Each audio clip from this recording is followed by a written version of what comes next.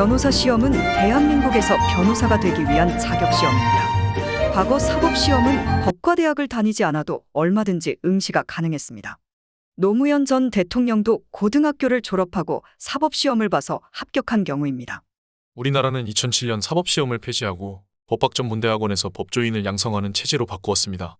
이에 따라 변호사 시험에 응시하려는 사람은 법학전문대학원의 석사학위를 취득하여야 합니다. 2008년부터 3년 과정의 로스쿨 즉 법학전문대학원이 만들어졌고 변호사 시험을 통해 법조인을 양성하고 있습니다. 로스쿨은 전국 25개 대학교에 개설됐고 정원은 2,000명입니다. 서울대학교 로스쿨의 경우 정원이 150명입니다. 연세대, 고려대, 성균관대는 정원이 120명이고 건국대와 서강대는 정원이 40명입니다. 이처럼 대학마다 정원의 차이가 있습니다. 최근 들어 많은 학생들이 로스쿨에 진학하기를 희망하고 있습니다. 변호사란 직업이 예전 같지는 않지만 여전히 인기 있는 직업이기 때문입니다. 일반 대학의 순위가 있듯이 로스쿨에도 랭킹이 있습니다. 일반 대학 랭킹과 로스쿨 순위는 다소 다릅니다. 이는 모든 대학에 로스쿨이 개설되어 있지 않기 때문입니다. 로스쿨 명성과 순위는 출신 학생들이 변호사 시험에 얼마나 합격하고 있는가에 따라 정해집니다. 법무부는 최근 2022년도에 실시한 제11회 변호사 시험 합격자 1,712명을 발표했습니다. 금년도 합격자는 1,660점 만점에 총점 896.8점 이상을 얻은 응시생들입니다. 이번 2022년 제11회 변호사 시험에서 가장 높은 합격률을 기록한 대학은 서울대학입니다. 합격률은 82.29%입니다. 10명이 시험을 봐서 8명이 합격을 했다는 이야기죠.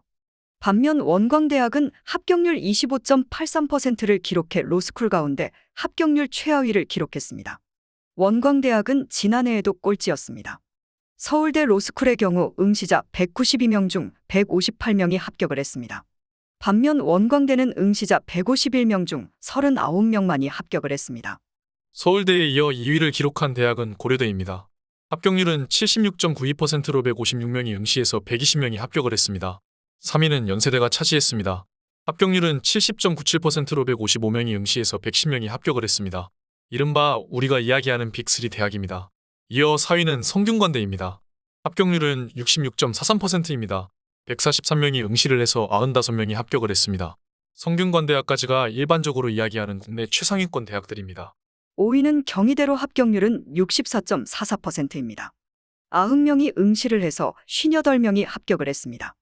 일반 대학 랭킹에서는 서울대, 연세대, 고려대, 성균관대 다음에 서강대와 한양대가 옵니다만 로스쿨에서는 순서가 달라졌습니다.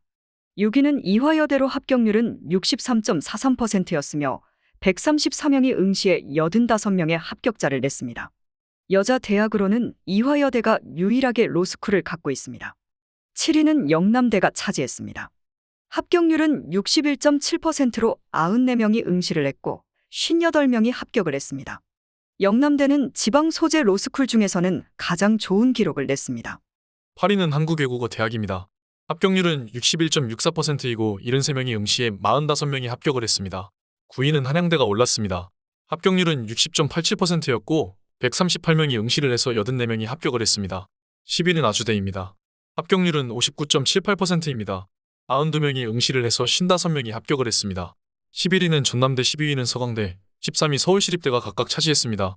여기 13위 대학까지가 변호사 시험 전국 평균 합격률을 상회하는 대학입니다.